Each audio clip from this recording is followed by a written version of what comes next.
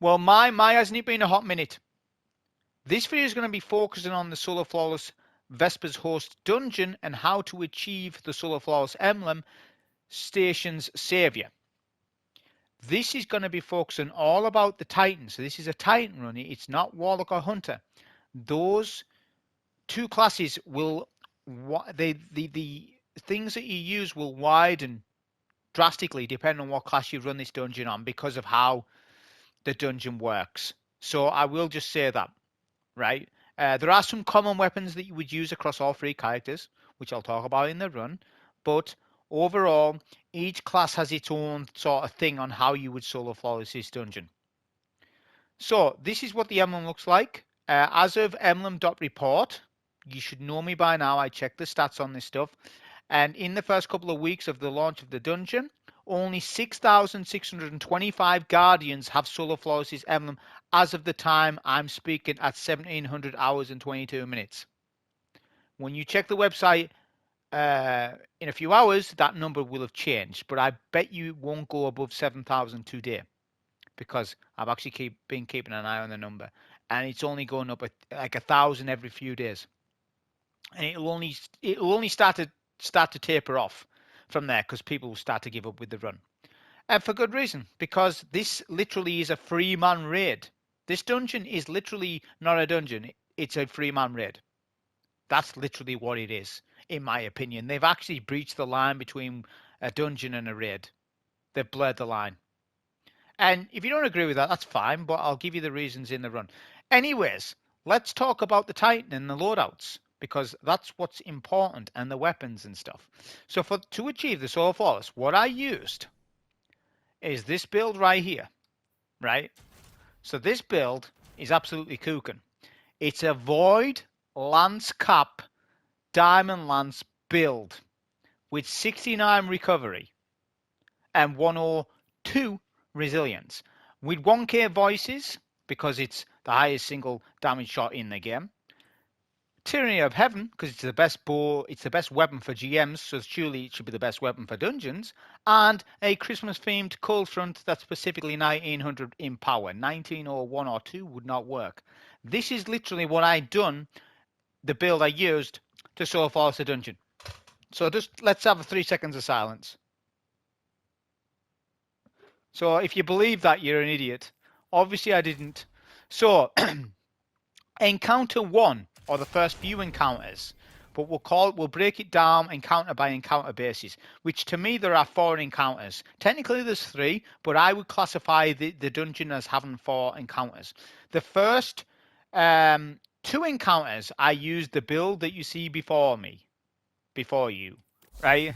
Which is Hammer of Soul, Throwing Hammer, Healing Grenade, Aspects with Soul Invictus, Roaring Flames, Fragments, Torches, Ashes, Empyrean, Solace. We paired that with Symphoceps, of course. But the start of the show was Thunderlord, and I'll explain to you greatly why this is a common weapon that you can use in the first half of this dungeon. It's fantastic how good Thunderlord is. I used a Solar SMG, Callus Mini Tool, and Lost Signal, which has risen to stardom since this dungeon came out. And specifically, this is the role you want. Enhanced Auto-Load Holster and Enhanced Vorpal Weapon. You need to go and craft this thing. Definitely go and craft it with the Auto-Load Holster. And Vorpal for the flat buff. The artifact mods, as you can see on screen, I'm not going through all of them. I'll just give you some of the key mods. Kinetic impacts did not affect my run, so don't forget about that. Brain Freeze, Hill the Storm, Concussive Reload. What else mattered? Those Rapid Impacts mattered. Overload GL mattered. I suppose Unstoppable Pulse a little bit, but Overload SMG is a big one, right? So not all of those mods mattered fully, but as long as you've got the main ones I mentioned, like Hail the Storm and stuff. So anyways, that's the first build. There'll be a dim link. I'm not going through over everything. Like I said, because the video is already going to be really long. So we get to the first boss, the Servitor Boss. We then switch to Tractor Cannon. We keep on Lost Signal, and we have this Pulse Rifle on because it's got Jolt and Feedback. I'll explain why I've got that on. We used a Prismatic Titan build with Behemoth, Thruster Dodge, Frenzy Blade, Shackle Grenade. Aspects were Knockout, Consecration. Fragments were Facet of Ruin, Facet of Blessing, Facet of Protection, Facet of Dominance, Facet of Dawn. You want that on for sure. Facet of Ruin, make sure you got that on. It's all part of the strat. And again with Synthoceps. Again, I'm not going to talk too much about all these mods. There'll be more information in the run itself. And then, after all of that, for Traversal, we go back to Sunbreaker and we do some long-range shenanigans with Lion Ramparts. Then there's a VIP boss to kill, which we switch back to Synthoceps because it's actually critical that we do that. And now we're on the actual build for the final boss fight. So the final boss fight is as follows. The loadout. Lost Signal, Callous Tool, Grand Overture. All the fragments and aspects are exactly the same as what I just mentioned about Solar Sunbreaker. There'll be dim links about all this. Right? The key difference is that we've got Grand Overture on. Again, once again, pairing with Synthoceps. This is where you really need to dial in the mods. So just look at my mods. Double arc resist and concussive dampener is absolutely essential. They are essential for this run. Right? And then obviously match your scavengers. We've got a healthy finisher on so that we can build up armor charges with orbs of power to then swap to Lori Splendor Helm with triple arc weapon surge for DPS. And again, that's just basics of all of the loadouts that I used. There'll be more information in the run itself. So I've realized as I'm editing this video, it's going to be super long. It's Vesper's Host Solar Flawless. I'm past the days of trying to optimize to make long videos shorter. Hey, it's long video. Nothing I can do about it. But what this video will do for you is give you super in-depth information for every single encounter and provide some strategies that might not have been mentioned on other videos, although they are probably more than likely well known. But I'm just going through, I'm fine-combing the entire dungeon for you. Now, it's not designed for you to watch it all, although I know that some people will. It's designed for you to focus on a certain encounter and drill down into that encounter and help you master it. That's why there's timestamps. We are 2024. You can use timestamps. Yes, you can. I have faith in you. You can use the timestamps. So, I haven't discussed one single mechanic yet. That opening section is not an encounter. It's just teaching you how scanner works and operator. But I'm going to explain for this encounter anyways. So, for the first encounter, it's called, what is it called? Is it activation? I have no clue what all the encounters are called in this dungeon. I presume it's called activation. I have no idea. Anyways, the Brig encounter, let's call it that. You want to start with a debuffed GL shot. Then go in with your super. Make sure that you've at least got biotic enhancements, but you will have that because the shanks will surround you. No need to build up roaring flames for the brigs. For the minor brigs, like that. Sorry, not the minor brigs, but the major brigs. Let's call them. You don't need to build up roaring flames. I don't think you need to. Don't bother with it. Then you want to pick up a scanner from a buff, from a vandal. Then you want to go through this door, top left. All right, top left of the map, and you want to pull out your Thunderlord. You thought I was going to say something else. Pull out Thunderlord and melt the damn orange bars as quickly as you can. The quicker you do this, the better. It stops them from roaming around. Right, now your vial scanner, you need to clear these 2 ultras before vial scanner ends. You have 60 seconds when you pick up a buff, which there are 3. We are optimized, so I don't need to pop my buff away just yet. There's 2 more VIP vandal things to kill, the ultra ones. You need to kill them to spawn in the next carrier, which is operator. So you've got scanner, which scans things, and you've got operator that shoots things, and you've got suppressor that does something else, which I'll mention it later. So now we have the operator buff. By the way, on the first room that you pick, you only have to do this once, where you kill the where you get the buffs. Once you've got the buffs, for the 2 other rooms, there are 3 rooms total. For the 2 other rooms, you don't need to do it. The buffs will be there for you. Now we need to start scanning. So first you scan. Now there are 5 total. Is that right? No, there's 6. So there's 6 total, and we need to shoot 4. So 2 are wrong, 2 panels are wrong, 4 are correct. Now I have my own little call-outs for these, which I'm not going to tell you. I could a little bit. You know, I've got 2 at stairwell, right? And I got right and top mid, right? Now I don't want to confuse you with call-outs for panels. But what I would say to you is, you're not going to solo flawless if you don't understand the panels and you don't understand the environment yet. Like I didn't understand the environment the first time I come in here, which no one would. You've got to learn it. You've got to learn the panels. Now you could scan twice, but that's unoptimized. You want to get it in one scan and memorize it. So whatever sort of callouts that you have for the panels for each room, use them. You know, sort of think to yourself, tell yourself it. I know it sounds silly, but while you're doing a run, if you just say to yourself, right, it's 2 catwalk, mid, right, and keep repeating it if you need to. If you're somebody that has like short-term memory loss like me, keep repeating it, and you won't fail. But if you shoot the wrong panel, it is a wipe, a hard wipe. So you need to get those panels right at all cost. All right, at all costs. Then we pop super on the brig, because you get a brig again. By the way, if you fail a room, you get a brig anyways to kill again. So that's first room clear. The first room's the hardest. But notice the order that we're doing this. This is the flat out the best way of doing it, because you could do it a different way. And I'm recommending to you that you don't. Do it in the way I've done it, because we are eliminating the hardest room first. Because you want the easiest room for the final section, because you need more time. You want more time for the ultra brig at the end of the encounter. If you do a hard room on your final room, you're going to have less time for the ultra brig that spawns at the end. Does that make sense to you? Do I need to repeat it again? Use the easiest room, whatever that might be to you. To me, the easiest room is the one with no jumps, right? And it's just corridors. That is the easiest room by far. Let me know if you agree. Tell me what you agree with and what you don't disagree with. Tell me the things that you love. I know it's me. I know it's me. You don't need to tell me, but look, just tell me the things you like about the dungeon, what you hear about it. That's what I'm saying to you. So we're doing our scanning here, right? Now sometimes the scans will be favourable where they're easier to shoot than other times, where it might be an entire back wall to shoot. But then sometimes it isn't. It's all RNG. But you need to get familiar with it. The solo flawless is a journey.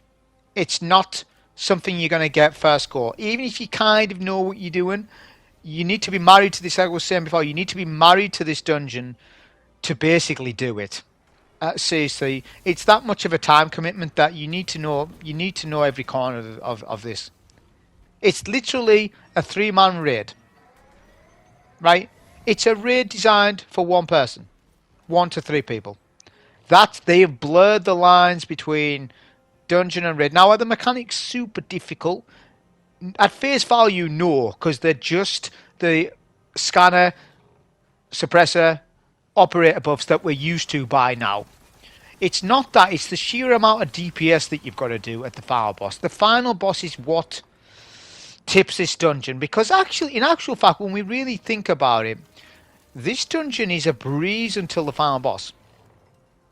But the final boss sets it that far apart, for me, that it still is harder than any other dungeon in the game. Including Ghost of the Deep. Ghost of the Deep was just damage checks. Ghost of the Deep, yeah, it had hard wipes. If you'd done something wrong, you was a hard wipe. If you pop the wrong symbol in, or if you didn't memorize your symbol, a final boss, right? Yeah, you know, there's hard wipes in that as well. But I think for me, somebody who does a lot of solo flawless, I've done it in the past, obviously you know that. I think this as a sort of your week 1, week 2 experiences, it's far harder than any others. Just because of the sheer amount of stuff that can go wrong, the sheer amount of hard wipes, and the way the final boss is designed. The first boss isn't too bad. When I first played the first boss, I was like, what the hell are we getting into? What is this? This was without me watching videos, by the way. Right, this was a few days ago, without me watching videos, because I did not play this dungeon on day 1. I didn't play it on week 1. I did not play the dungeon on week 1. Just so you know, I didn't play it. I played Destiny 2 power leveling. That was it. level and primes, pinnacles. But I didn't have physical time to come into this dungeon day 1, week 1. It was only the week 2 experience that I experienced. It is what it is. There's other things going on. But I had time week 2 to play. So, henceforth, you're seeing this. So this is the easiest room, like I said. It's the easiest room. Because there's not a lot going on. It's easy to traverse. There's no way of dropping the car. By the way, if you drop the car, you're screwed. You've lost the room and you need to redo the room. Although you can, I have softlocked myself. Tell me if you've softlocked yourself by dropping a car. I'm very interested if you've done that because that has happened to me. Be very careful with placements of the car when you're doing the jumps on the other 2 rooms. You don't have danger of that in this section because it's corridors, and that's why I've picked the final room the easiest, because it just saves up so much time. Because remember, you've got a timer. You have a 60-second timer on the car. That isn't 60-second flat out because you can drop the car. It only starts to tick down when you drop the car. You've got to dunk the car 3 times, of course, right? So, for example, I'm dropping it here. I think it's critical that we do that to kill the snipers. It's the not the snipers. It's the slow and shanks I want to kill, but the VIPs are getting in the way. You don't need to kill the VIPs, but it's the slow and shanks. You want to clear them on that particular room right there. Grab the car, and this is where you're going to do DPS from. By the way, this is a fantastic place. You don't need to go in mid, but you do later on. So we'll debuff first with GL, then we'll just whip out Thunderlord. This is just to do a 3rd damage. We just want to do a 3rd damage or slightly over a 3rd damage. That's all we want to do. Save your heal and nade, right?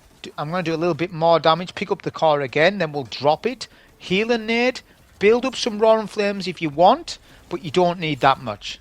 Times 3 is lovely. Nice hammer, by the way. Nice hammer, by the way. What am I doing? Terrible hammers there. But yeah, hammers, really good for taking them down. Now, ignition damage is bugged. So hammers should only get better, right? I'm out of the loop of Destiny 2, so let me know. I'm obviously massively out of it. But I do know ignition damage is bugged because of Renix, the Servitor Boss fight. And they're looking to fix it so that it's not game-wide. Am I correct in saying so? And that ignition damage is going to get looked at. Is it this week or I don't know. But that's as far as I understand it.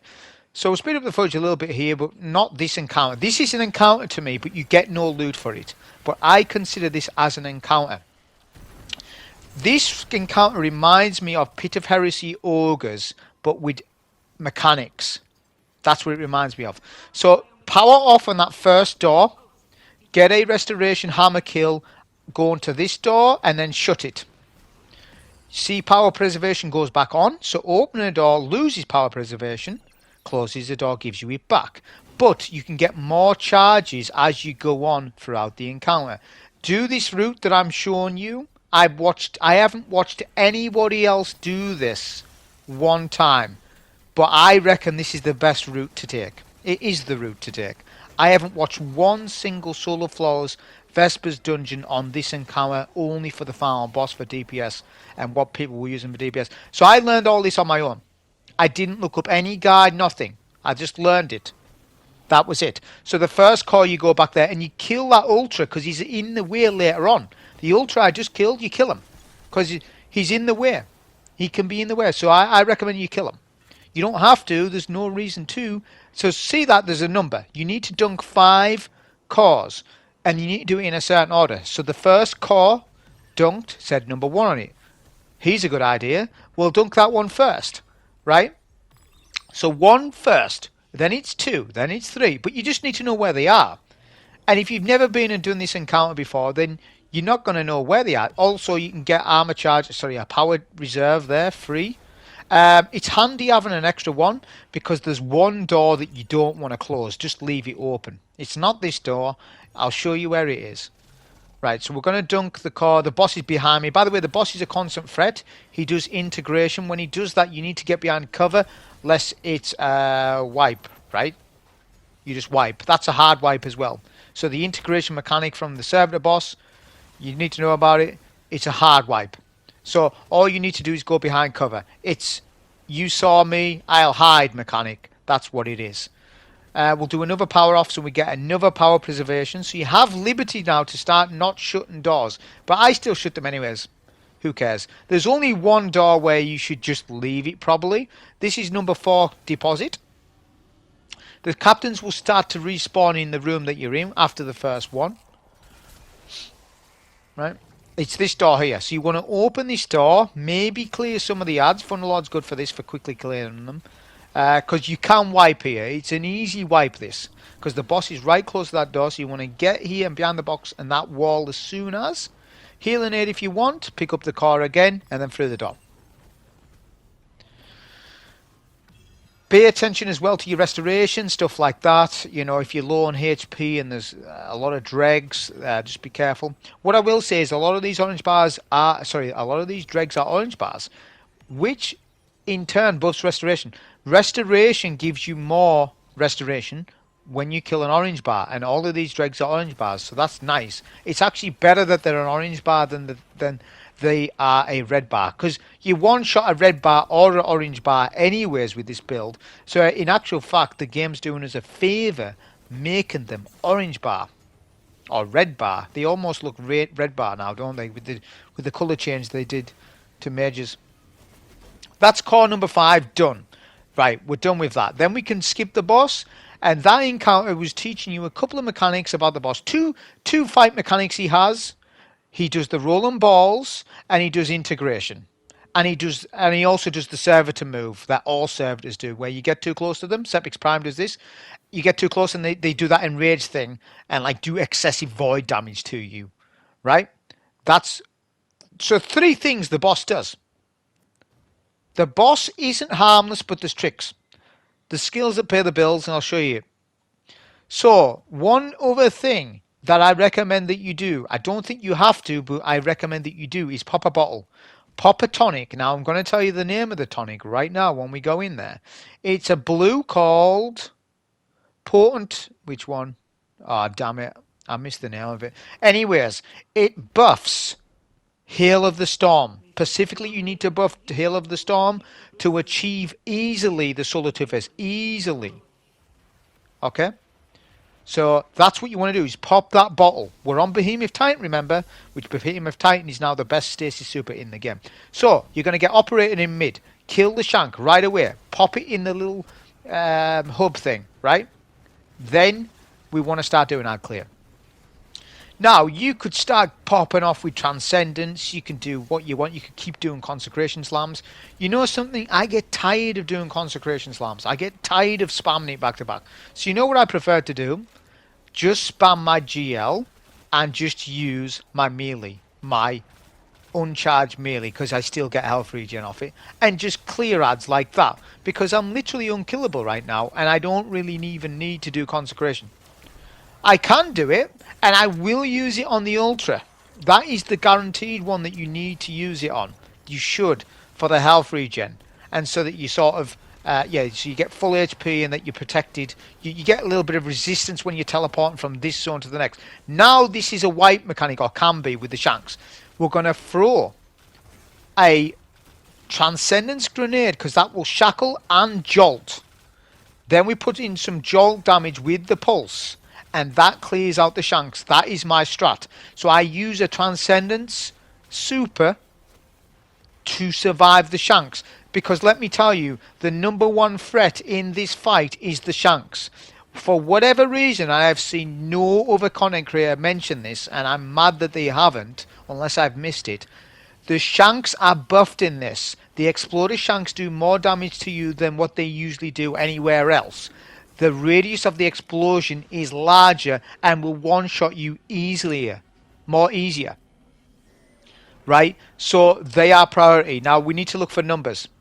So we got our numbers of the 2 shanks. It's the glowing lights on the servitor. So I have a piece of paper and a pen, because we're old school. We write down the 2 numbers. Right? I didn't actually quite catch the numbers. I think I still have it written down. Was it 5-3? It might be 5394, because I have it written down on this piece of paper. It probably was, because this is a sort of... So 5-3 was the first numbers, and the numbers are at the back of the map. Now, that's another thing. You need to be familiar with the panels. If you're not, that could result you in a wipe. while you're trying to look at panels and you take too long, ads could kill you. So familiarize yourself with the numbered panels at the back, because you're going to use operator for that. So we don't use scanner at all for this, only suppressor, which I didn't mention on the last run of this bit. I'll mention it right now. So again, Transcendence with the nade, shackles, and then get jolt damage in with the pulse, right? And if there's any shanks still left alive, don't let them get too close. If they do, you want to result in running like this. You run over here, you may get integration. Shanks are close to us, but we're good. That looks dangerous, but isn't, because that's actually controlled chaos. Because I've done that on runs for a few days now. Is running back and forth if there's any leftover shanks. Because literally, if you kill a shank at face value, you'll die. Anyways, suppressor. So this is what suppressor does. Wait for full HP, and what you're going to do is pop L1, your grenade button, and fire your weapon at the same time. This will skip the animation and will instantly destroy the clone. So you're making a clone with suppressor. That's the idea of it. To basically make the big servitors into smaller servitors. Remember, hold grenade and fire weapon, whatever your fire. So for me on PS5, it's L1 and R2 at the same time. It will instantly destroy the clone. That is a trick. It will avoid you from dying. There's less chance of you dying from the servitor if you do it like that. You can pop it and behind cover and then shoot it, yeah, but it's more consistent to do it how I just showed you.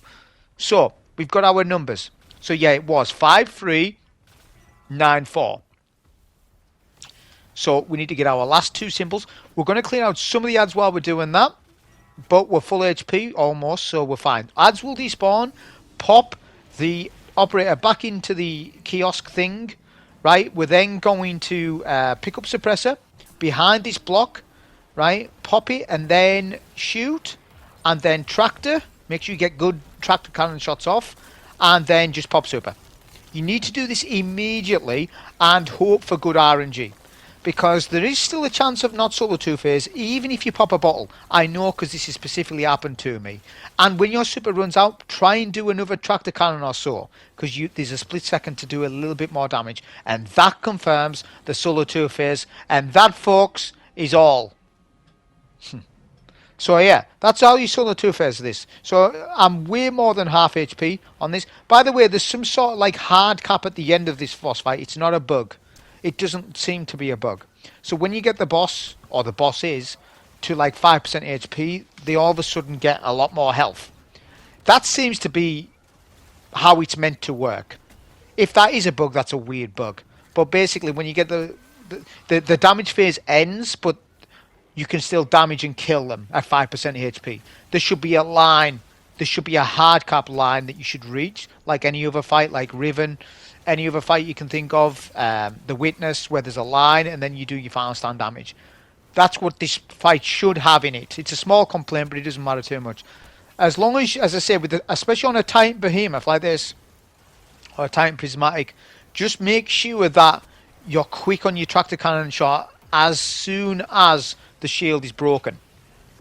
As soon as you destroy that clone, you need to have tractor cannon whipped out and debuffed to increase your damage even more.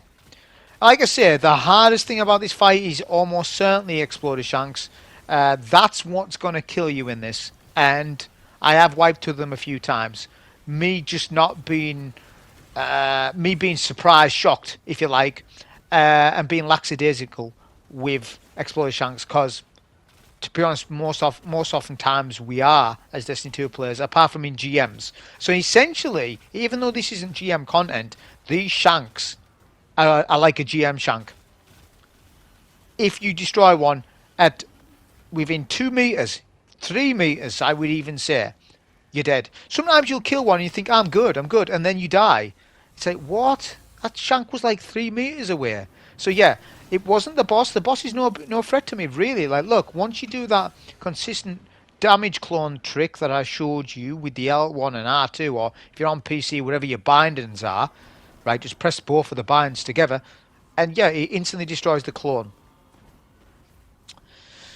So yeah, same thing. Numbers. What's this one? I have that wrote down too. It's 1, 2. If you want to use your fire team chat, you can.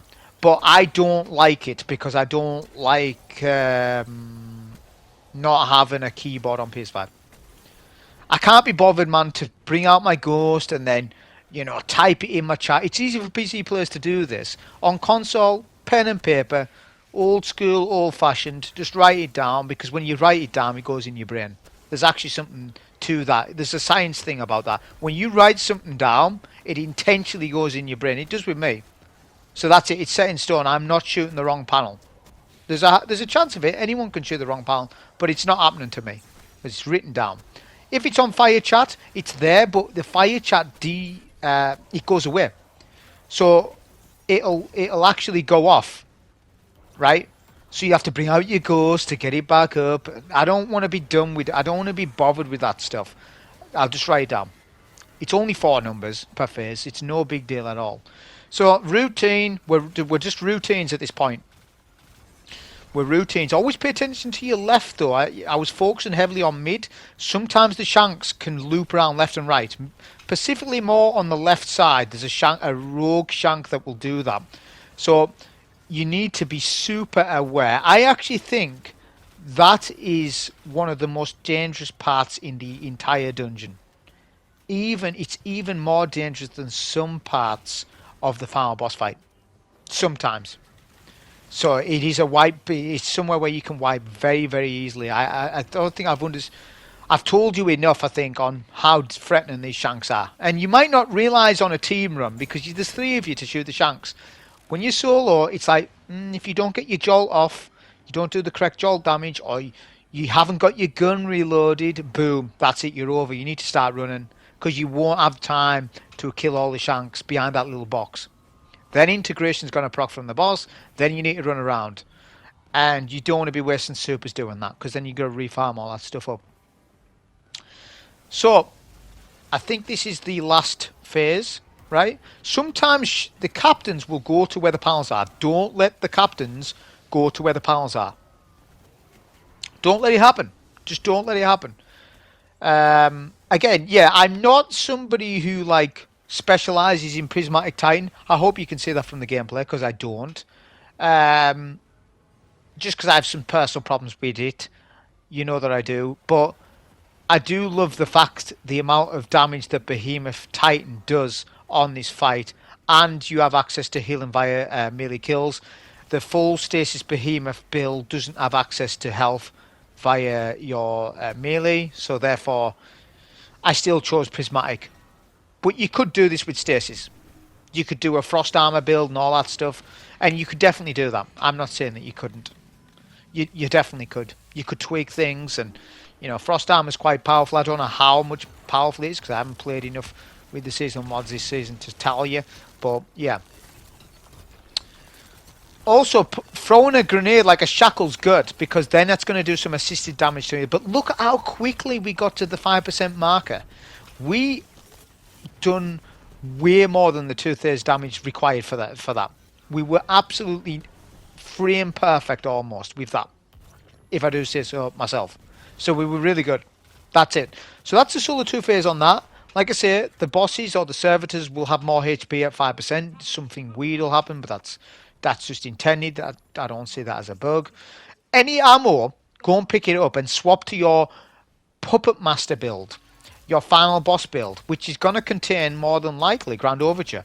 Unless you're doing some sort of particular strat with Anarchy, then maybe you are on a Prismatic Titan, and that's different. I didn't go with the Prismatic Titan setup, right? So I'm doing the Grand O strat, so I need the 20 missiles loaded, which you can shoot panels as long as you haven't got Operator. Just be careful of that, because I could see someone making that mistake. Make sure you haven't got Operator and you've put it back in the kiosk and what have you. Right, but then you can shoot the panels because they're immune. But you can load missiles into Grand Overture's weapon, because that's part of its exotic trait. Now we've got Lion Ramparts on, and I highly, highly, highly recommend you put Lion Ramparts on for this, because there's some jumps it just helps you out with, and the traversal in this dungeon in particular is a wipe. It can kill you. There's actually a good chance of death if you don't know how the arc shock waves work. We're going to use a bit of supremacy here just to quickly take out this brig, because I don't trust myself just running past these ads and not dying, even though it's entirely possible that I could, and I could eager edge past them. But as I've already told you, I've got my missiles preloaded for the final boss anyways, which is handy actually. It's handy doing it now because it's something I can get out of the way and forget about. So we can make this jump if we've got Lion Ramparts on. And this is where the arc shock waves start. So the arc shock waves are sort of deceiving, they're deceptive, because when I first played this, when I seen them, I was like, they don't look like they can one-shot, and they don't, but they can almost certainly 2-3 shot very easily, and they do sort of linger and damage as well. This AoE attack, this lightning attack that's in this game for this dungeon, is like nothing else in the game. There's nothing else in the game that has such sort of an effect on your character. It's weird, because you can sort of think, I can run through that. Oh, but you can't. It has that sort of deceptive feeling, and you get that quite a lot, especially at the final boss when you're running maybe for an ammo break, or you're running to pick up the core and stuff like that. So they've done such a good job with the arc thing, the arc waves, and that is a new type of an attack. I love stuff like that. They need to do more of that. They need to have more of this sort of stuff where, you know, it's something new and it's linked to a certain boss, and the whole traversal's built around showing you how the arc shock waves work, so that when you get to the final boss, you have some sort of idea how they work, but maybe not entirely on your first run.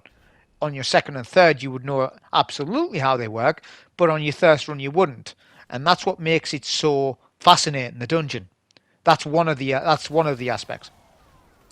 So on this little phase, it's a VIP target, and you must kill the VIP target. I don't have super, which ideally I would have liked, but that would have meant, you know, farming up more, you know, earlier on in the previous room, which I've nearly got it anyways. So I'm all right. I'm just basically going around the room using my mini hammer, debuffing the boss, yeah, with the breach and clear thing and the GL, and just basically building up roaring flames when possible, using synthoceps, stuff like that. I could use heavy, I could use my missiles, but it's not worth it, because there's not really a time game with this. It doesn't really matter, because the run was going to be long for me anyways. I already knew that because of DPS of the final boss. So got our super. We'll clear out the full room now. There's a warning here about a couple of bugs. I have been softlocked twice in this dungeon. Well, actually 3 times, but I'm going to mention the 2 occasions that happened to me this week. Actually, yesterday. It was yesterday. I got softlocked twice. The first softlock was on the final phase of damage where the boss was 5% HP, and I got softlocked by a suppressor carrier not spawning after DPS. And the reason for that was because I was using a suppressor augment strat that was really handy, but it's handy, but I don't recommend that you do it, because there's a huge Achilles heel to the strat, and there's a chance of soft locking yourself in the dungeon. I'll talk more about when I get to the final boss after I've just discussed mechanics. The other soft lock is the final boss not spawning at all. How that happens, there's two causes for it. I have a theory that there's 2 causes. I don't know specifically. Either one, it's checkpoint based. We are running past the checkpoint too quick, and it causes the final boss to not spawn in at all. Or it's audio based, because I had my audio turned off. The game SFX audio stuff was all turned off, and sometimes, if you know, in the past with Destiny 2, with the spaghetti code, if you've got your audio turned off, bugs can also occur. I would say to you, to be safe, I don't know which one it is, if it's the checkpoint marker based thing or the audio based thing, just have your audio on and go to the final boss arena slow like I just did. Don't run and sprint to the final boss, because if he isn't there, you are soft locked and you will lose the solar floors. I hope this makes sense to you. If it doesn't, then ask people in the comments and they'll be able to tell you about the soft lock, or I will be able to tell you about it. So I'll tell you about the other softlock with the suppressor strat, but before that, let's talk about the actual final boss fight and the mechanics. So we've got our missiles loaded. because we prepped that earlier. So we don't need to do any prep with Grando, but you're going to find yourself doing a lot of preparations with Grand Overture at this Final Boss where you're prepping your missile loads every single phase because you want 20 missiles loaded, and the only reason that for Grand Overture is to use it for DPS. That is it. There's no reason for you to use it on ad clear. There's no reason to use it on VIP. Well, there actually is a slight reason to use them on VIP targets, actually, but that's only for boss DPS. It's not for anything else at all. So the mechanics, when I think the footage right now, I think I went for a wee. I would recommend that you do that. When you get to the final boss, get a drink, prep yourself mentally, and then do it, because this is a long fight. Especially if you're on console, and especially if you're not fully comfortable with DPS, because DPS can wipe you so easily with the way how DPS works. But before we get into all that, let's talk about the mechanics. So boss fight starts, right? The boss is going to spawn in 2 puppets, the puppet master, right? Master of Puppets, Metallica, whatever it is. He's going to spawn in 2 of them, and a viral carrier will approach. That automatic spawns. The suppressor 1 will spawn. But you have 2 dudes that are radiation. They have radiation fields, and you get a radiation debuff above your head. When the radiation debuff gets to times 10, you die. It is a hard wipe. To avoid that, you need to run away from them to reduce your radiation. However, if you instantly break a clone like that, pretty much like what we're doing at the Servitor Boss fight, if you instantly break the clone in mid like that and they come in perfectly, right, it's not too bad. You'll get radiation times 2, times 3, boom, it then ticks down to 0 and you're good. Then you need to go for your next buff. So we're using all 3 buffs in this. So we use Suppressor, you pop that into a kiosk, make sure that you do that, pop it into a kiosk. Always remember to pop them back into a kiosk. Alright, then, right, we scanned. I actually missed that scan, what that was. I know on my run, because obviously I'm talking over the top of this. But you then have, so it was 4. You then have a number from 1 to 4 to decipher. Right, so if it's panel 4, then you need to know in the room where all the panel 4s are. And you need to shoot 4 of them. If it was 2, there would be 4 2s to shoot, or 4 1s, or 4 3s. Now, this is the same thing. You need to familiarize yourself with the panels.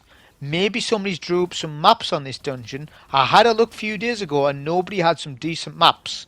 I wonder if anyone's got some decent maps on this dungeon for each encounter, like with the numbered panels. Somebody could do a really clean graph, and I have not seen one. I've seen like a kiddie one that's been done on Reddit. It was rubbish. It was all kiddified rubbish. Like a proper professional one. Surely somebody by now has done one. The dungeon's been out 2 weeks or whatever. Anyways, you follow the flashing red lights. So there's downstairs is the next part, right? And there's 2 wings. You're then going to go to one of the wings with the flashing red lights on the doors, and you're going to shoot 4 panels, any panels, in any order, with the operator buff. You then need to immediately put that away and pick up the scanner buff. You need to do that whilst balancing the radiation debuff with the mages. Then you need to pick up scanner and kill the correct puppet. There's 4 puppets. Now I got lucky there, and I got the first puppet scanned white on my radar. Did you see it?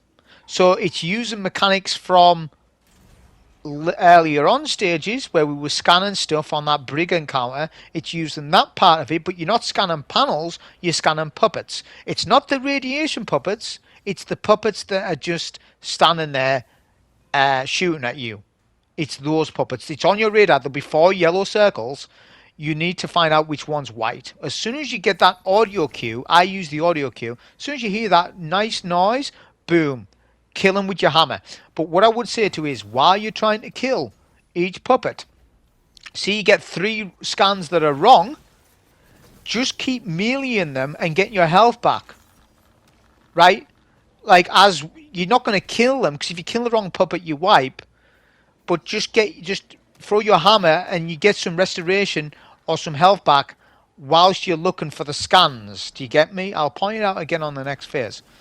So again, we go to the other side of the wing of the bottom floor. If you get weak like that whilst you're putting buffs and debuffs away, buffs, pop a healing aid. And if you're without a healing aid for the next time you pick up like a buff, then wait. I've got double bomber on. I'm not going to get. I'm going to rely on myself not to mess up here, so that's fine. In this particular room, you can stand at the back here and survive. This room's easier. The first room I did is a lot tougher than this one. What we're going to do is shoot 3 panels. I always pick the same panel every time to shoot last, because we're waiting, biding our time, and just thinking again, remember where we're going to put operator and where we're going to pick up scanner, because we need to put scanner back in, operator back in, and then go for scanner. But while that's happening, there's going to be 2 puppets. So if you get to, I would say if you get to times 5 radiation, you need to de-aggro. You need to get to the back of the room and start again. Because even though it's going to lose you time, because there's a hard wipe with surge, purge, sector purge countdown, you've still got 40 seconds. That's a lot of time. Like, look, I'm finishing here with above 10 seconds, which was actually really scruffy because I had to scan a couple of puppets and I still done it, no problem. Don't get me wrong though, there are times where it's really dicey, where you definitely could die and you say, oh, you get unlucky. You can get unlucky with the puppets, with the radiation and all that stuff. That's what makes this dungeon so hard, man. Is the fact that you're having to balance that radiation debuff whilst managing your scanner and your operator. And 9 times out of 10 guardians can't do it because they can't manage the radiation buff whilst doing the scanning and stuff for the soul floors. It's just not within their remit to do it. For some people, I'm just saying for some people, it's just, you need to know the movement. The movement comes into play. You need to know how to play those puppets, right? You need to know. So here's DPS. So DPS, we swap to our surge build after the first alarm goes. We got triple arc weapon surge. We debuff boss with a radiant hammer. We missed our hammer. Can you believe that? Then we do our 20 missiles, run to the back of the map, and we follow the same route each time. You'll get on this little ledge, pop a barricade, and there we go. We got Lori Splendor. Lori Splendor on for the restoration, and then we debuff again, and then we do some Grando damage. The boss will then teleport after so long, left or right. We're then going to do a healing grenade if we need to, but we're keeping an eye on our barricade energy. I'm going to get a quick reload. I'm going to pop a barricade for another Lori Splendor restoration barricade. And then we've got our missiles, and we're just going to use them now. So see what's happening there? It's tracking all the other puppets, right? But that's actually not a bad thing, because if that happens and your missiles end up killing the puppet instead of doing DPS, at least the core's on the floor for you. Because there's actually 2 phases to this damage. The latter end of first phase needs to be super. Because once your super is dealt with, you're full HP to go and pick up the core, which is critical for phase 2, because if you get critical health on phase 1, you won't have a barricade for phase 2, screwing up the entire DPS phase. So you need to pay attention to this. I'll go over this a couple of times with you on the DPS. This isn't the most damage either. It definitely isn't. The damage, I've missed 2 hammers. So I've missed 2 radiant melees, which has cost me damage.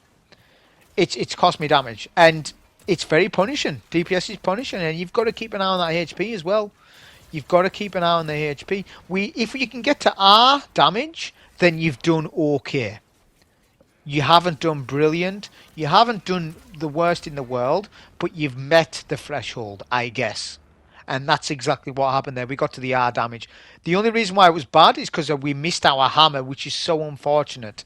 It did proc radiant afterwards on the explosion, but we missed it on the 20 missiles, and that's a big deal.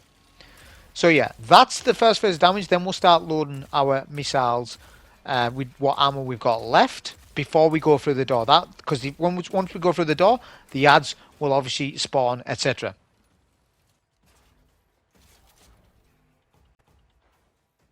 So as I was saying before about a soft lock that I experienced the other day, that was regarding the suppressor augment strat, where after the first room you purposely sacrifice a suppressor augment so that one of the kiosks is free to use when you go downstairs. So yes, where you put your fragments, so your buffs, this will correlate to the rooms that are downstairs.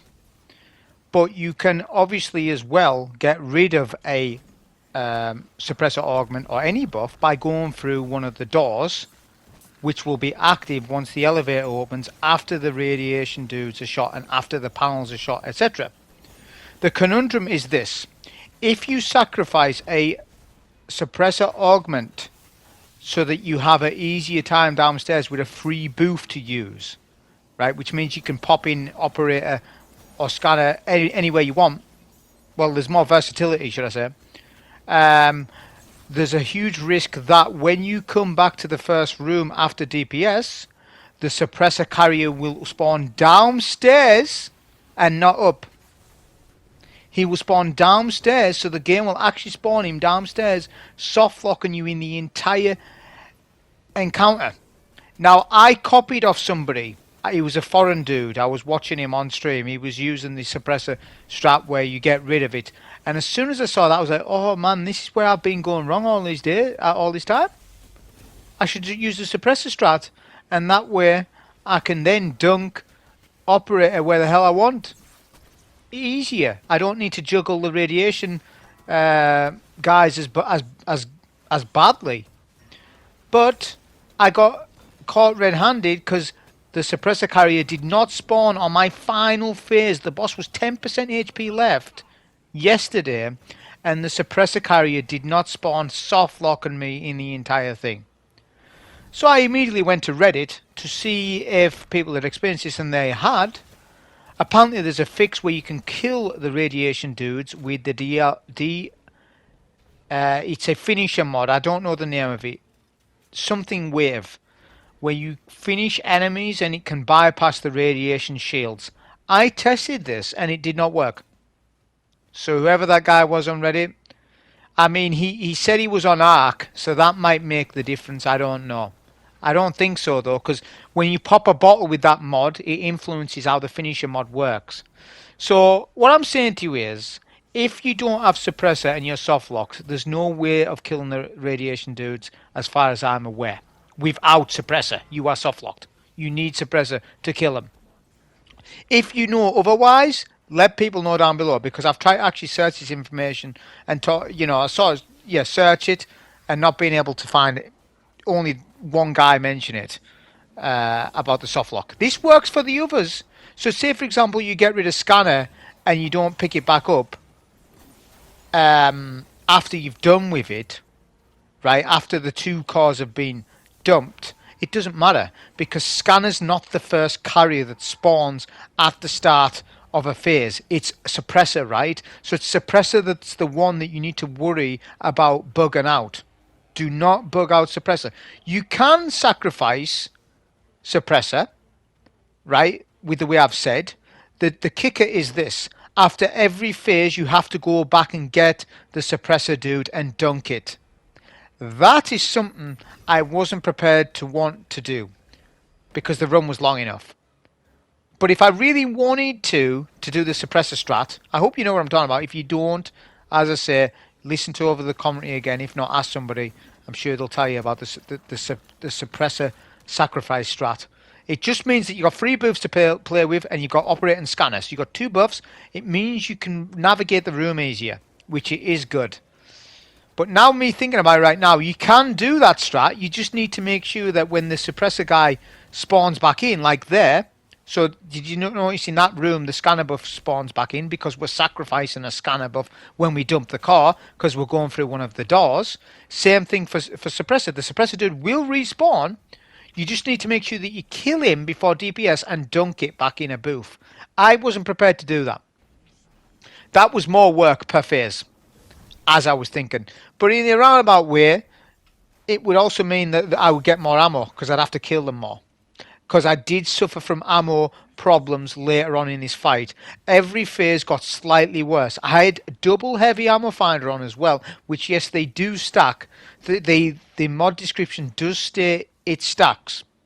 It also states that there's a boost to heavy ammo rate via primary ammo kills, more so exotic primary. We know that portion of it, but it's more so primary ammo kills. So we're on Solar Bonk Titan. What's 90% of our kills are with the hammer. So this is where you start to run into problems on a build like this, especially with Grand Overture, because you have to have so much ammo because you need 20 missiles stocked and loaded plus 60 ammo to DPS. Well, you don't need 60, maybe 50 at least. Yeah, so that you're not worrying about ammo during the DPS phase, because that's the last thing you want to do. So you need plenty of bricks. You need 3 or 4 bricks a phase, and some phases I just wasn't getting that, and it's kind of funny because yesterday I was getting tons of bricks. So it's inconsistent. I don't know really what's going on with the game. I think because, I mean, you'll see right now it doesn't seem a problem. You're probably thinking, what the hell am I talking about? Well, you'll see later on. I have to end up farming ammo, and I end up starting phases with less ammo than what I would have liked. So yeah, I did not have a good time in this run with ammo, which is another reason why it took longer.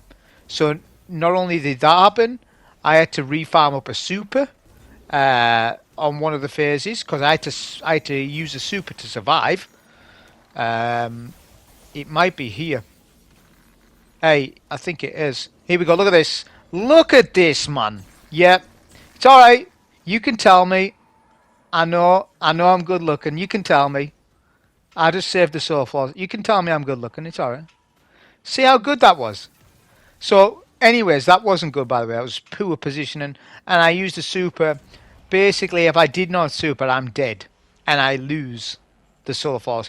Remember, with Vesper's host, it's never worth it. You can always farm something back up. Or at the very worst case scenario, you wait time. What would you rather do? Wait time for a super or ammo? Or redo the whole run again and have to do the Servitor Boss fight again and have to do the Brig Boss fight again and all that stuff. So I'm speeding the footage up because I had to refarm up. So that made the run longer as well because we had to refarm a super up. I put hands on the modifier on the helmet to increase super regen. We also need to go to the other side of the room. Now, the trip mines, I haven't talked about the trip mines down below. They respawn per phase. There's a way of going through them without tripping them off, but during downtime, it's easy to switch off and easy to die to them. So I just shot them. And then walked past. The run's long enough. I'm not saving any time by just running through them. I'm saving 10 seconds at the cost of a wipe, potentially. I don't want to do that. So it didn't matter to me. Anyways, this is what I was saying. Like, imagine if you did have suppressor in that room, and you did sacrifice it via the elevator, you just need to pop it back in the kiosk. So I suppose it's a strat that we can do, right? Just because I got burnt badly with it yesterday with the softlock, which, by the way, I have the footage. To show that. And it has happened to other people. So yeah, it's kind of like, it's a bug, but it's not a bug. But what I will say is, I done 5-6 phases yesterday, and it didn't bug out once, and I used the sacrifice strat every time, and it was only the final phase where it bugged out. So, I think it was kind of unfair. Less I would have had the Soul Force out earlier for that. But, yeah, I just thought I'd mention that. If that sounds confusing to you, don't worry. Just don't do it. Just do the encounter as intended, and you're less likely to get bugged out with all that stuff that I've just mentioned. You don't want to be having to think about that stuff, all right? On a Soul Force of this caliber, of a dungeon of this length, the last thing is you want to keep things as simple as you can, because you've got enough to do already. A lot of DPS phases as well. So, DPS phase 2, GL, and then Hammer, we hit this time, but the debuff, he wasn't even debuffed by that GL, so this time we hit our Hammer, but we miss our debuff. How? I have no idea, but that's fine. Okay, we did get some good damage off there, but all these things add up. All these little misses and near misses that I'm telling you, where I missed a Hammer here or I missed a debuff there, it adds up to stop from you basically having to do another phase. Now look at this, we're weak, but we have a backup nade, right? for that. We were waiting on that barricade. We popped that nade a bit. Well, we had to pop it. We just had to. So look at this. We do our missiles and look at where they all go. They track to the puppets. So this is a problem that I had on doing DPS on console, is that the missiles were more likely to track the puppets than the boss. Now, you could say I'm not being optimal with it, and maybe so, a little bit.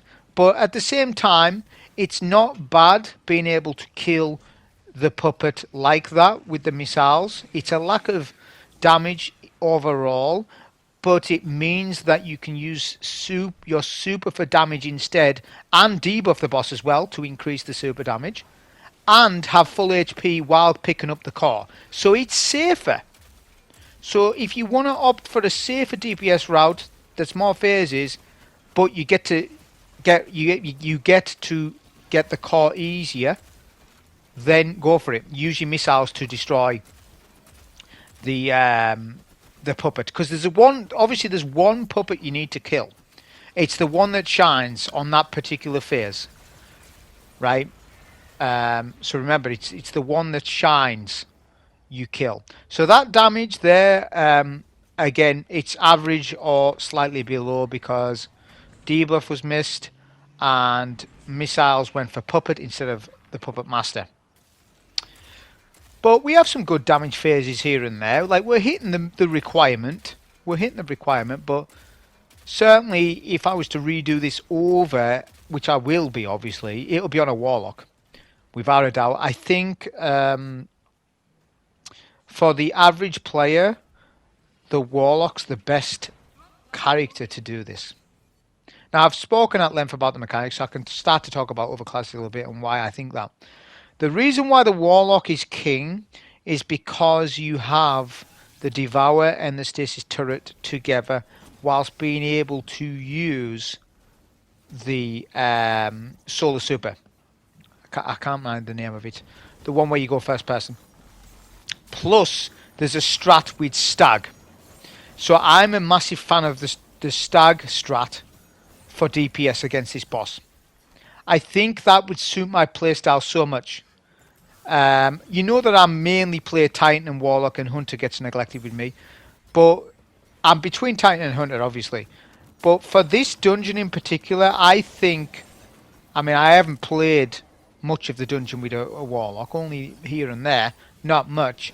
But I honestly think the Warlock is the better class. The Titan's the better class for the Servitor.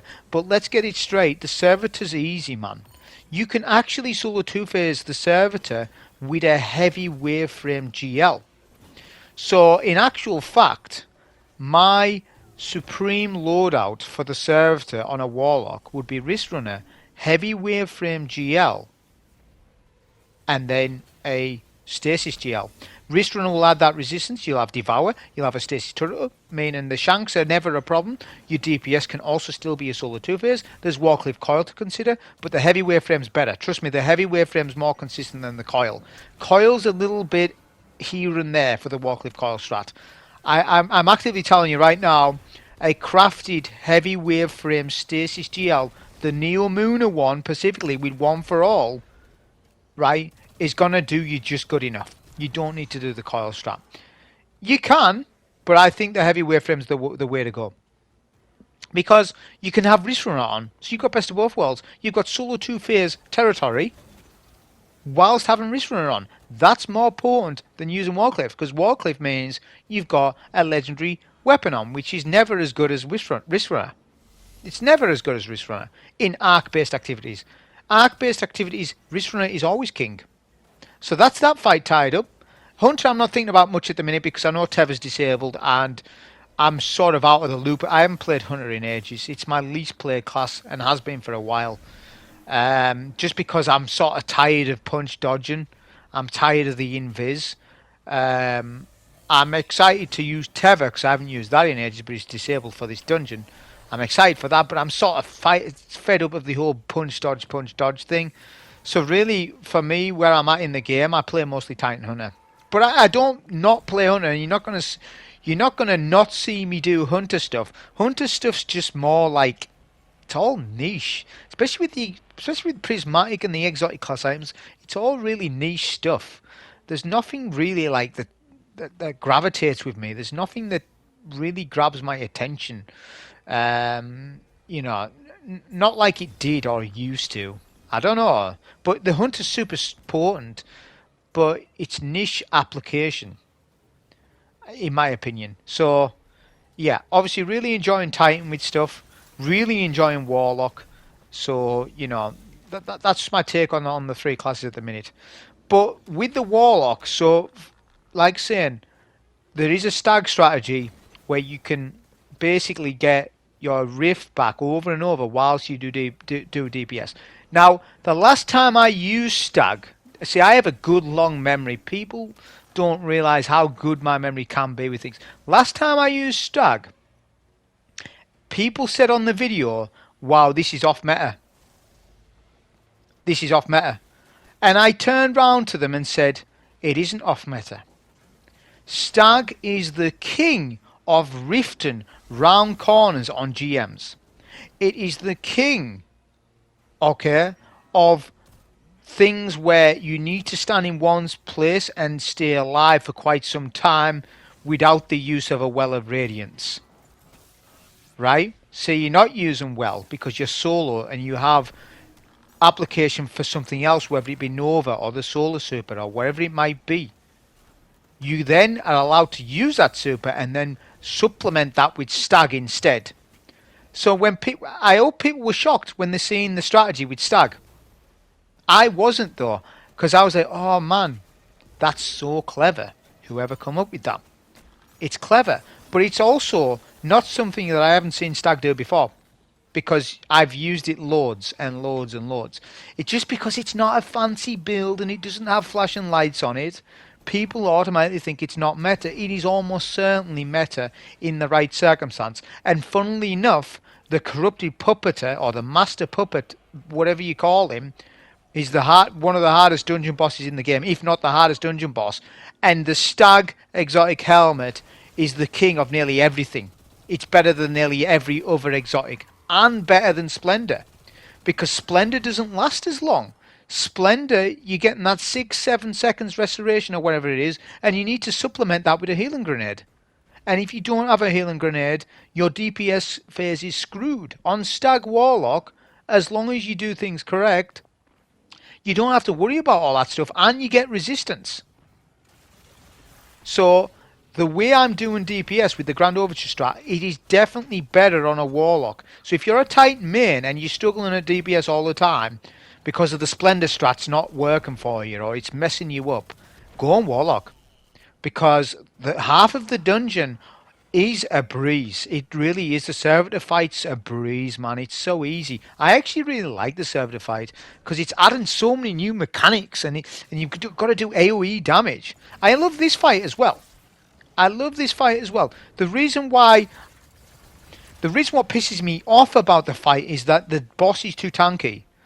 Alright, so it's introducing a new dynamic. You've got to damage and move. This was introduced, the concept of what you're seeing here was introduced with Prophecy, the dungeon called Prophecy, where it added a transitional DPS phase, which is one of the most well perceived damage phases I've ever seen in this game. The Prophecy fight, that is. This is in the same manner, but it's even harder than that. It's actually much harder than that because the Prophecy dungeon fight's scripted. Although this is to some degree, the arc bolts do seem slightly scripted. Like there's arc bolts that fire when the puppets come out, in mid. That generally does happen, and there is randomness whether he goes left or right and stuff like that, and there's randomness on how much damage you take and stuff. But for the most part, once you've played it enough, there is some script to this as well. Don't think it's entirely RNG. There's not. It's not entirely RNG, is it? The concept's there. Once you've laid out the ground and you've done this a few times, you understand the concept of the damage. It's just you need to react to times when you might die or you screw up your DPS with Splendor. Say Splendor automatically consumes, you've got no barricade. Now remember, they changed barricade so that the barricade would then take some of the aggro off you. I found this to be slightly inconsistent. the aggro barricade thing. I find it fascinating, and it's so intelligent that we had to sacrifice DPS here, by the way. We had to sacrifice DPS because we were going to die and we did not have our barricade. So I sacrificed DPS and come into the bunker. On phase 2 you can do that. But yeah, getting back to the barricade thing, I find Rally Barricade, it's fantastic that it's soaking the damage up and all that stuff. And you are starting to finally be a tank. It's a huge, massive change on a drastic level to Titans. The problem is, I don't know if it's maybe the way I'm standing behind my barricade. Maybe I'm too far forward in the barricade. But sometimes the barricade's not soaking up the damage I would like it to. I think maybe I'm standing a half a meter or a meter too far forward. But what you must understand is for DPS, it's so difficult. You're on that stupid little ledge trying to DPS a boss with all that stuff firing at you, and you're trying to like rework your footing, and you just feel like you're tripping over on that little stupid spot. But it's a ledge, and it's the only ledge that works for a Titan. There is an oil tanker thing in the middle, and that works for Warlock well, but it doesn't work for a Titan well, because I've tried it. It just doesn't work. You soak too much damage and you die. So that's no good. There's also another ledge at the front left-hand corner of the map for boss DPS. That doesn't work either because you can slide off it really easy. So there's nowhere to stand for DPS. But ultimately, Bungie didn't want you to stand anywhere. The fight's meant to be that you do damage over time and you run around and you avoid the arc stuff. I like it to a point, but it's also, what it's doing is it's when it's solo-wise, you have just reduced the whole amount of weaponry to maybe 5-6 weapons that you can use, as opposed to 50. There's no weapons you can use for boss damage, barely, on this fight. I know that there's the prismatic strats, and I've seen wondrous solo 2 phases, solo 3 phases, etc. Especially the solo 2 phase on Titan. That takes a lot of coordination and practice, which I have not played prismatic Titan at all on the on this boss. I just haven't. The next run won't be a Titan either, because it won't be. It'll be a Warlock run, probably. It'll probably be a Warlock run. Not to say that Hunter's not doable, of course it is. This strats, I'm just hoping for some unknown gun to be found out that's really good against him. And to this day, I still haven't got one. Grand Overture, obviously, is really good against him. Anarchy, obviously. Witherhoard would be somewhat worse version of Anarchy, but still worked if you do the jump strat, where you jump round DPS, jump round DPS. Leviathan's Breath has got a place with this boss if you play the DPS a lot slower. I think Sleeper Simulant also does, because I did test Sleeper Damage. Yes, that's what I have been doing this week, by the way. And Sleeper Damage was good, but the amount of work that you had to put in to make the damage good wasn't worth it. You may as well just go Grandor because of the total damage. See, it's a total damage fight. So even though Sleeper Damage would do really good damage on phase 1, phase 2 it would be bad. But I had an ingenious strat of swapping from Sleeper Sim phase 1 damage to then a special weapon build on phase 2, swapping to Supremacy. It didn't work out as good as the Grand Overture strat, but it did probably enough damage, and if I'd got better with that rotation, I probably could have 6-phased with Sleeper on this fight. 5-phase, you'd have to be miraculous. You'd have to be miraculous to solo 5-phase with Sleeper. I know, because I specifically tested the numbers and specifically tested to see how it feels. And there's a lot of flinch, and we're on console, and flinch is now this is you're gonna be surprised at this. Console flinch is the #1 reason why console players will never win day 1 raids. Okay? Get that straight. I'll repeat it again. Console players will never win a world's first race whilst flinch is the way it is in the game right now. There's too much flinch. We've got a lot of recoil to control. Well, we've got recoil to control on controller, right? But the argument is that we get aim assist to counteract the recoil. That doesn't mean that we are more accurate than a PC player. We can all agree, if you're on mouse, with your forearm and your hand, you are automatically more accurate than a console player will ever be. And the flinch thing is nowhere near as severe. Now don't lie to me and say that it is, because I know that it isn't. It isn't. And that's a factor in these DPS phases. Right? So like on console, we're struggling to do the, especially when they're up and add density. It's like everyone's all for add density, and I am as well. But when it comes to the point where you can't DPS because you're getting that much flinch on you when you're trying to solo flawless a dungeon, it then starts to become a pet hate, not a love. Whereas people love, or add density, add density. Well, hang on a minute. Give us a damn chance to breathe a little bit. For me, what I would have preferred for the DPS, right, because I do see it as a little bit of an issue with the dungeon, and I don't think the dungeon is perfect. I think the Achilles heel of the dungeon is the DPS, and I think what should have happened is that there's only puppets on the core phase. That is it. No more puppets. We've done all of these mechanics. We're doing 10 to 8 minutes worth of mechanics to then get flinched during DPS. I don't think that's fair. I definitely think there shouldn't be that amount of enemies up during DPS. Because then you're relying on explosive style weapons to do damage. Why do you think people are using Grand Overture? It's as plain as day. The reason being is because of its ease of use and its total damage with the missiles. It's the same reason why people use Interface. Because you're getting flinched, so what? You're getting flinched with Xeno, doesn't matter. Body shot is all you need. You don't need to crit.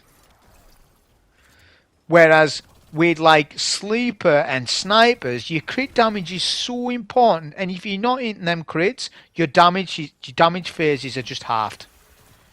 Not so much halved with Sleeper, because body shot damage is forgiven with Sleeper, we know it, we recognise it, but it's just like they keep continually doing these boss fights with so much add density going on. Say, I'm alright, but give us a breathing part, right? There's nowhere to stand as it is. And I know it's a different way of DPS in a boss, and it's completely revolutionary, and I know it is, and that we should be thankful for that, and I am to a degree. If that's the case, then they need to reduce the boss's HP. Now, I might sound like a noob for saying that. Oh, I need to get good, I need to do this, I need to do that. Well, I did tell you at the start of the video, only less than 7,000 players have even soloed this, solo flawless it. So there's barely nobody done it anyways. So I think I'm entitled to have an opinion and say, look, with solo flawless dungeons concerned, we need to have a look. They need to have a look at balancing HP values as opposed to fireteam based.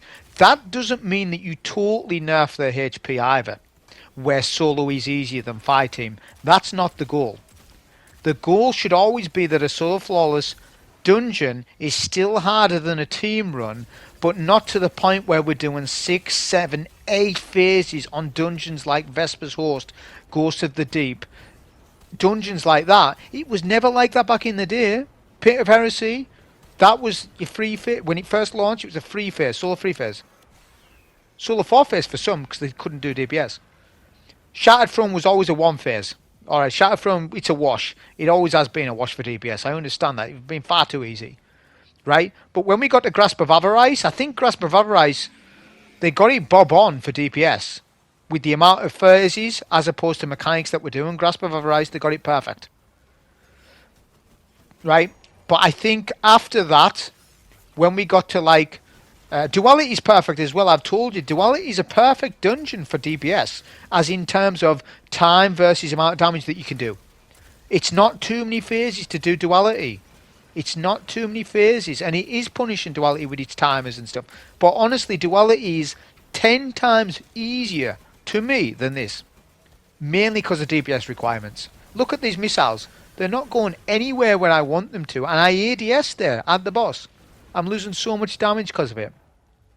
So that's another problem. My missiles are just going elsewhere.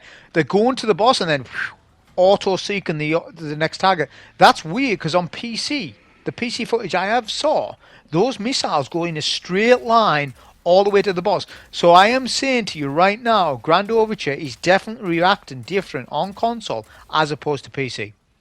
And that's not me saying that, oh, you're on PC, feel bad for me, I'm on console. It's nothing to do with that. It's an actual observation. If you don't believe me, go and watch a video and compare the footage. Compare the footage, and then come back to me and say, "Oh, I'm wrong," or "I'm right," or whatever, because it is a visual observation, definitely. So the damage we can see, we're just above the E. We're not going to kill him in this phase. We don't end up killing him in this phase, mainly because we don't get the ammo to even do it, even if we wanted to. So this is where the fight gets worse for ammo. If it wasn't already bad, it gets worse in terms of like no ammo is dropping in this first room. It's all special weapon ammo. Look at it. Now, let's talk about ammo and the myths a little bit. A second. So D2 has always had an ammo problem since it was born, because you know why? I was there when it was born. I was there originally. This guy wasn't. His shield wasn't took off. That's all right. There was always a problem with it. Now, there's a modifier in Destiny 1 called Juggler. What Juggler states, or is, getting kills with other weapons grants ammo for the other weapon that's stored. So if you get kills with a special weapon, you're more likely to get ammo for your heavy weapon. If you get kills with your heavy weapon, you're more likely to get ammo for your special weapon. Do you see how this works? Well, that little mod was carried over to D2. It was a secret modifier that's in the game the entire time. Now, you're going to say, well, I'm talking rubbish. No, I'm not. Because in Destiny 1, there was a secret modifier called Sprint Lock that was in the game and was intentional. And the guy that mentioned it, the developer, I can't remember who it was, someone might know in chat, in the comments who it was, he said, he laughed about it as well. He said, yeah, Sprint Lock is a mod in the game. It's actually in the game, in the background. They've done the same thing with ammo for D2. And I felt it in this. Because I've got so much special ammo on the floor, the game doesn't want to give me heavy, right? Because the game's saying, look, you've got so much special ammo, you don't deserve the heavy. Basically, right? Now, if we go back to Prelapse, the YouTuber Prelapse, he's not making videos at the minute, but if we all remember, you should remember his video. If you haven't, you should go and watch it. It doesn't matter if he's making videos now or not. That's not the point. He made an expert video on the ammo economy, and he made some observations about how after an exceedingly amount of time, the chances of you getting heavy are overwhelmingly more likely that you will get it. But it's on these secret timers that's under the hood of Destiny 2. It's under the hood. You don't see it going on, but it actually is there. What I would like them to do is get us a bar on the left-hand side of the map, right, with the amount of kills that you get. When that bar gets filled, you get a heavy brick. Whether it be an ammo finder one or a full brick, it doesn't matter. You get one. Now, that they could make it 50 kills with a bar on the left-hand side, right? Adjust the ammo, because it sometimes still, like, I don't know. It just was really poorly managed out on this run. Another guy has said to me in the past, because like I said, I've got a long memory, I don't forget things, that ammo is micromanaged per encounter, per activity. So some activities will give you more heavy than other activities. That was an observation that someone made, and I would agree to him to some extent. And there is RNG elements to heavy ammo, but when you're trying to do something so flawless, why are we getting penalised by RNG mechanics of ammo not dropping and stuff? That's what I'm saying. They could sort out the ammo economy easily by having this heavy ammo mechanic, where it's an actual mechanic. After 50 kills, you get ammo brick. I think that's fair. Not 3 bricks or 2 bricks, 1 brick. That would work well in Nightfalls, and it would work well in your dungeons, especially the solo dungeons. As a fire team of 3, you're not going to find ammo as of a problem. It's not a problem in the game, and most people play in a fire team. So it's not really a problem to Bungie, but there are people that play solo. I mean, why have they invented Solo Flawless Emblem for the dungeon then?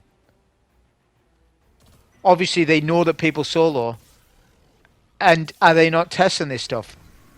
Because honestly, the amount of kills we're getting them was still like I've got 22 ammo, so I've had one brick this phase, and like I say, there's actually no good reliable way to farm ammo either.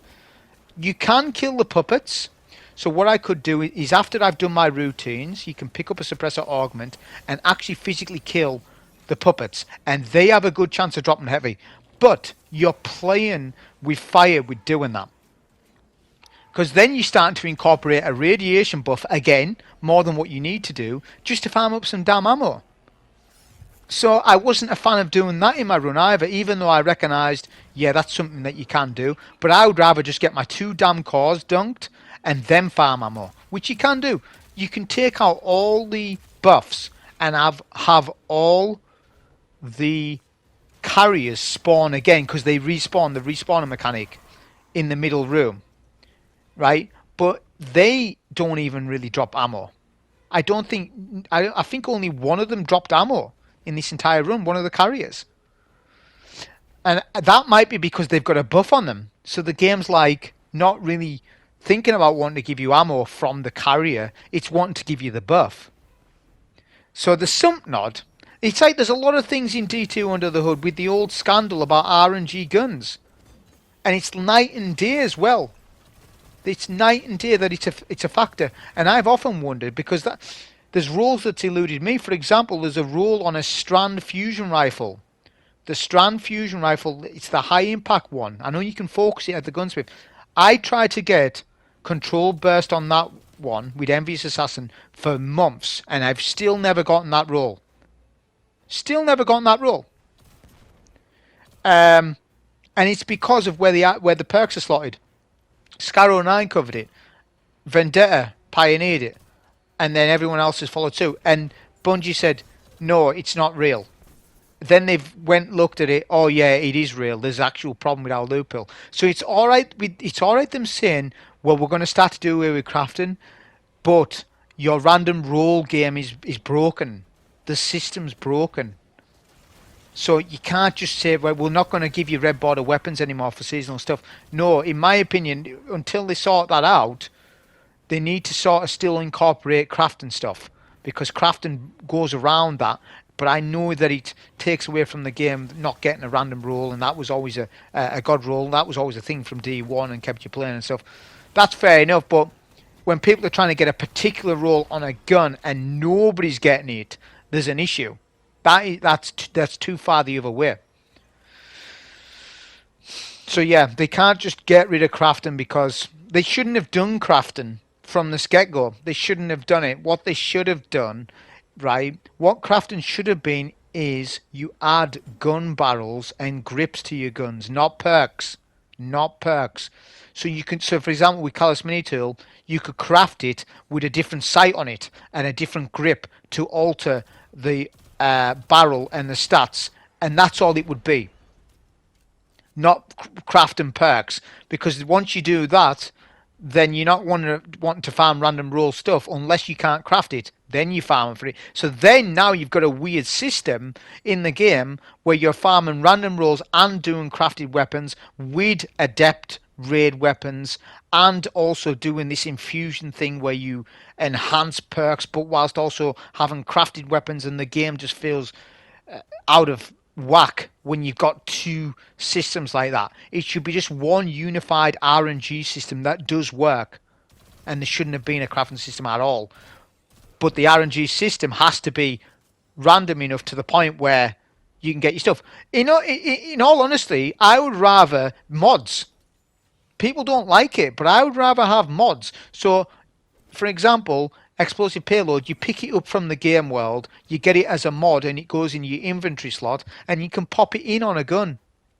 I think that would be miles better, but I'm somebody who's played with the random rolls for 10 years now, so I'm kind of like over the old RNG farm and weapons thing. I'm not like impressed by it anymore. I know newer players are because they're new. Like, even if you've only played for a year, I consider you as a new player, right? You're new. You're not really veteran at 4 years, which some of you started in Beyond Light. You're not really new. So I would much prefer mods. You get mods and you own that mod and you put it on a gun. Now the question is, well, how do you get the random element in it? Well, what they would have to do is make the scopes and the barrels more impactful on the gun. So you'd be farming guns for the scopes, not the perks. The perks will be mods that you find in the game world, but say you have to kill a particular raid boss to get bait and switch. As a mod, you then have that mod and own it on special weapons, but the heavy version comes from another boss as a world boss on a planet that's very difficult to beat. There's stuff like that, but that what I'm talking about is a new game stuff, but we're not getting a new game, and we know that. Well, we're getting a mobile game, but we're not getting what we all want, which is a new console, a new next gen game, right, with new systems in place, like what I'm referring to. There's nothing stopping them from doing RNG elements to other things, but like I said, a way around all that stuff, make perks mods. I would be so much more happier as a PvE player if they were just mods. I'm just being, like I say, it's straight up honesty. Warframe's system is better than Destiny 2's system with the mods. It is. Go and play it. A lot of Destiny 2 players have been playing it, and obviously Warframe 99 is coming out. Go and play it. Warframe system's so satisfying. The problem with Warframe though is once you have the mods, there's not really an RNG element. And the Warframe gameplay is nowhere near as good as Destiny 2. It's just not. Although Warframe 99 looks really good. But the basis play of Warframe is just not as good as Destiny 2 because Destiny 2 is first person. And first person shooters always beat third person shooters in my opinion. And they do. It's a consensus. It's proven. Destiny 2 feels a much higher quality game gameplay wise, but not RPG wise. Warframe is superior RPG wise. It's just the problem, it doesn't explain anything. Warframe doesn't explain anything that you need to know, and that's the problem with it. But neither does Destiny 2 though, does it? But yeah, think about what I've said about having perks as mods and they're droppable items from bosses and stuff like that. Imagine being able to get Fallen spec, Cabal spec again, right, and making them more impactful. So if you're running a Cabal dungeon, I know that there is a Cabal dungeon duality. Say you run duality and you need Cabal spec, you need to go and kill a Cabal boss from somewhere special to get Cabal spec for your guns, and then you're more potent in a Cabal dungeon or raid because you can put Cabal spec in your weapons, and they've done this before. Taken spec. So what I'm talking about isn't out of the question. They've done it. They've done it with Dreaming City. The only problem is the way that we get Taken spec and the Transcendent mods and blessings was convoluted. It was all convoluted, but that was 2018. We're 6 years on now. So with the next planet, or in Codename Frontiers, whatever the damn it's called, make it so that whatever the new enemy race or whatever it is, or the new planet, put some incentives, which they've already teased it. The Shadestalker armor gives you a buff to scorn enemies. So what I'm saying again isn't out of question because they're actually doing it right now. And what you need to do is realize, read between the lines. They often do the artifact mods as experiment, so that when the next expansion comes out, they implement it in some sort of major way. Like, for example, with the mixture of elements. They were doing that, they were teasing that 12, 18 months ago with the mixture of elements, with the buffs. I can't remember all the names, but there was one way if you affect stasis, your light abilities do more damage and all that stuff. That was a prelude to what we've got now. Yeah, we just have an ability with Prismatic of all the stuff like the Jolt, the Shackle, the Radiant, and then combine all these elements together. We said that, didn't we? Only going back 18 months ago, we all said that. And that come to fruition via Prismatic, because you can activate multiple buffs at once via different elements. And that's exactly what it was. So all I'm saying to you is, I think in the D2 Frontiers that they're going to start incorporating armor bonus damage stuff.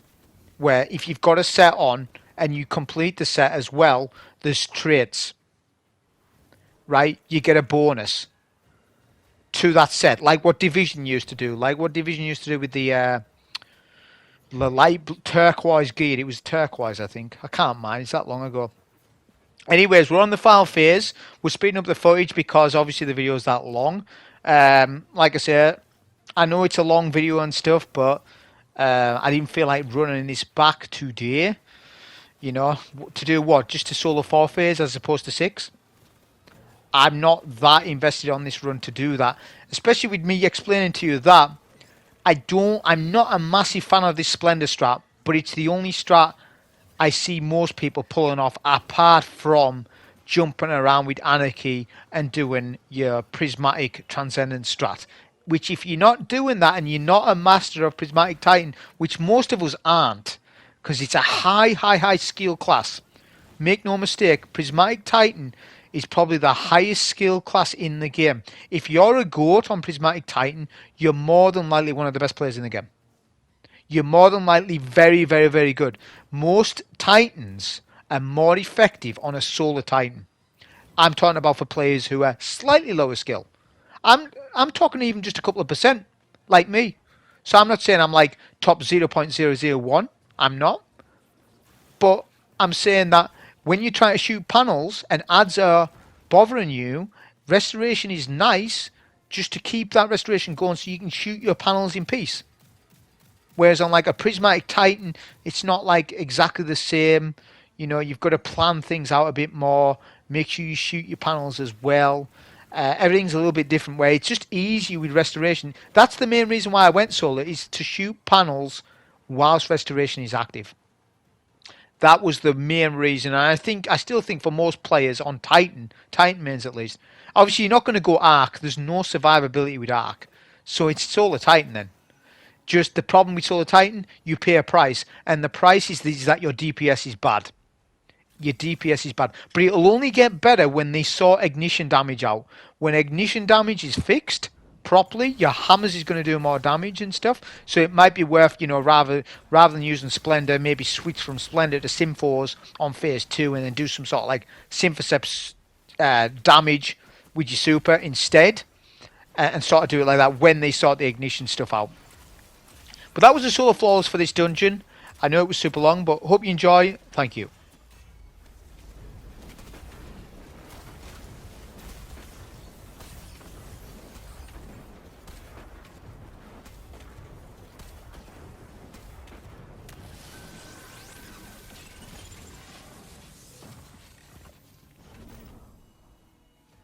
Corrupted signal fading.